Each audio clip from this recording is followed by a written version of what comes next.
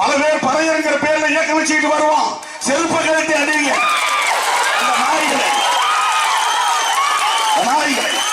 அவனா என்ன தெரியும், எந்த போராட்டத்தை நடத்திருப்பான். இன்னைக்கு சோசியல் மீடியா வந்தவொடனே எல்லாம் மேக்கப் போட்டு உட்கார்ந்து பேசுறாங்க, சொகுசா உட்கார்ந்து பேசுறான். இந்த மதுரையில எனக்கு கிழக்கு மேற்கு தெரியாது, என்ன வெட்டி போட்டான்னா கேட்கறதுக்கு நாதி கிடையாது. எனக்கு போலீஸ் தூக்கிட்டு போய் விரட்டினான்.